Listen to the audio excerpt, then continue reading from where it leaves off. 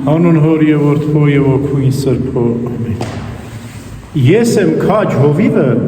եւ իմ ոչխարները ճանաչում են ինձ, ես էլ ճանաչում եմ իմ ոչխարներին։ Մեր Տերը Հիսուս Քրիստոս իրեն քաջ հովիվ կոչեց, որովհետեւ առաջնորդում է մեզ, ինչպես հովիվն է առաջնորդում հոտին, այնպես էլ մեր Տերը Հիսուս Քրիստոս առաջնորդում է հոտին։ Եվ հովվին մեծ իմաստություն ու քաջություն է անհրաժեշտ։ Ով է այն իմաստուն հովիվը, ով կարողանում է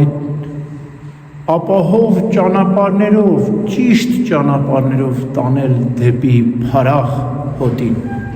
Այդպես էլ մեր Տերը Հիսուս Քրիստոս մեզ երկնքի արքայության ճանապարհը նեղ եւ անձուկ կածանով է տանում։ Ասում են նեղ եւ անձուկ է ճանապարհը, որ տանում է դեպի երկինք։ Ինչպես սարի գագաթը լայն ընդարձակ ճանապարհով չես կարող բարձրանալ, այլ կածաններով ես բարձրանում։ Ոլոր ճանապարհներ են, կածաններն մոնտանում են դեպի սարի գագաթ։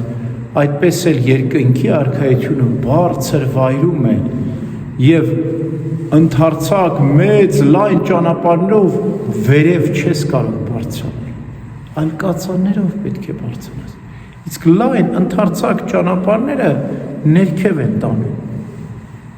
դեպի աշխարհ են տանում, ոչ դեպի երկինք։ Եվ երբ հովիվը մեզ առաջնորդում է քաջ հովիվը մեր Տերը Հիսուս Քրիստոս, քաղցր ձայնով ձայն է տալիս. եկեք իմ հետևից, բոլոր հոգնածներ եւ ծանրաբեռնվածներ, եւ ես հանգիստ պետք է շնորհեմ ձեզ։ Այս նեղ ու անձուկ ճանապարհին մենք հոգնում ենք, չարչարվում ենք, նեղություն ու դժվարություն ենք կրում եւ առանց Քրիստոսի չենք կարող բարձրանալ լեռը։ Եվ մեր Տերն ասում է. ձեր բոլոր հոգսերը, ձեր ծանրաբեռնվածությունը, ձեր լուծը վերցնում եմ ես կվերցնեմ, ձեզ կդնեմ իմ ուսերի վրա ու կբարձրացնեմ դեպի երկնքի արքայություն։ Միայն դուք հետևեք ձեր հովին, լսեք ու ճանաչեք Քրիստոսին։ Ուրիշ օտար ձայներ մի լսեք, նրանք ովքեր ձեզ չակերտավոր բարիքներ են խոստանում, բայց իրականում չարիք են ձեզ պատճառում, մի հետևեք նրանց, մեղքի գայթակղության չարի ձայնը մի լսեք, այլ քաջ հովվի ձայնը լսեք, որտև նրա ձեզ կտանի կենաց ջրերի աղբյուրի մոտ, կհագեցնի ձեր միտքը, ձեր հոգին, ձեր ծարավը կլցնի։ Որն է կենաց ջրի աղբյուրը? Սուրբ Հոգին է, որ մեր միջից է բխում։ Արոտավայրերը, որտեղից մեր հոգին կերակրվում է, դա Սուրբ Գիրքն է։ Քրիստոս Աստծո խոսքով է մեզ կերակրում։ Մեր հոգին էլ լիացնում ու հագեցնում է Սուրբ Հոգու կենդանարար ջրի աղբյուրից։ Այս բոլորը պարգևում է մեզ մեր Տերը Հիսուս Քրիստոս։ Եվ մեզ ինչ է մնում? Ընդամենը ճանաչել քաջ հովվի ձայնը, հետևել նրան, հանձնվել նրան, տալ մեր բեռը, մեր լուծը, Քրիստոսի քաղցր լուծը վերցնել եւ այդպես բարձրանալ դեպի երկնքի արքայության լեռը։ Այսպիսի քաջ հովիվներ էին Գրիգոր Սքանչելագործ հայրապետը, Միրոն եպիսկոպոսը։ Քրիստոնեության ընդհանուր դարձը տեղի ունեցավ 4-րդ դարի սկզբում։ Մինչև այդ են եղել են սուրբ հայրապետներ, սուրբ եպիսկոպոսներ, որ քրիստոնեության հալածանքների ժամանակ են ապրել։ Դրանցից մեկն էր Գրիգոր Նեոկեսարիայի հայրապետը, որին կոչում էին Սքանչելագործ, ծնվել է 213 թվականին, 3-րդ դարի կեսերում է ապրել, եւ երբ նշանակվեց Նեոկեսարիա քաղաքը, ընդամենը 17 քրիստոնյա կար այնտեղ, մեծ քաղաք էր Նեոկեսարիան, եւ երբ վախճանվում էր Սուրբ Գրիգոր Սքանչելագործ հայրապետը, արդեն 17 հեթանոս էր ընդամենը մնացել, Հաշվի առնենք, որ հեթանոսական աշխարհում էին ապրում նրանք, բայց ամբողջ քաղաքը դարձի բերեց, 17 հեթանոսներ մնացին, մնացածը քրիստոնյա եղան։ Գրիգոր Սկանչելագործը իր եղբոր հետ աշակերտեց ժամանակի նշանավոր ուսուցչապետ Վորոգինեսին և հավատաց Քրիստոսին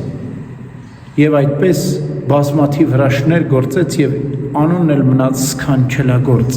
Սքանչելագործ, որ նշանակում է հրաշագործ։ Այսօր տոնն է նաև Միրոն եպիսկոպոսի։ Միրոն եպիսկոպոսը Կրետե կղզում է հայրապետ եղել։ Շատ բարի, ողորմած անձնավորություն էր Սուրբ Միրոն եպիսկոպոսը։ Իր անվան համապատասխան էր։ Միրոն նշանակում է անուշաբորություն, անուշահոտություն, անուշ յուղ։ Այդպես էլ Սուրբ Միրոն եպիսկոպոսի կյանքը ամբողջ անուշահոտություն էր, անուշ բույր էր,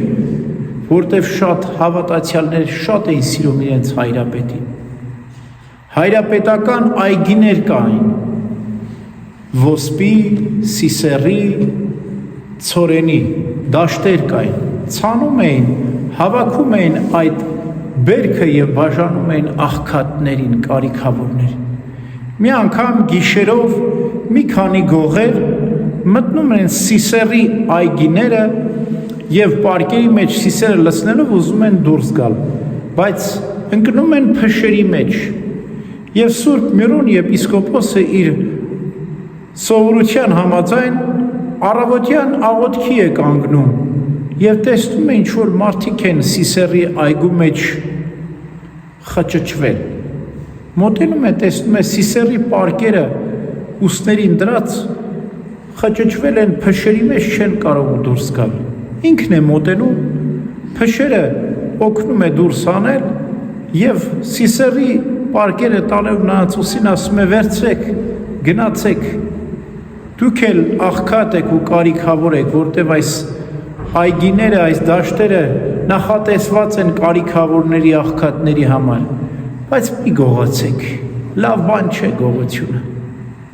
Դուք եկեք ուզեք, մենք կտանք, մի գողացեք։ Եվ այս բարի վերաբերմունքից շատերը դարձի էին գալիս էին ոչ միայն ողորմություն խնդրելու, այլ նաև օգնելու, աջակցելու, միմյանց հետ շփվելու և այսպես Սուրբ Միրոն եպիսկոպոսը մի գեղեցիկ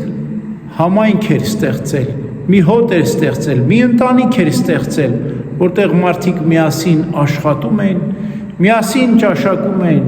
միասին ապրում էին, սիրով միմյանց հետ շփվում էին և իրար օգնում էին։ Այսպիսին էր Սուրբ քաջ հայրապետը, իմաստուն էր, բարի, որ կարողանում էր մեղավորներին ներել և այդ ներողամտությունը իր կարողանում էր շատերին գրավել և շահել, մոտեցնել Աստծուն, առաջնորդել դեպի երկնքի արքայություն։ Ուրեմն մենք էլ գնանք Քրիստոսի հետևից, գտնենք այն նեղ կածանը, որ տանում է դեպի երկնքի արքայություն։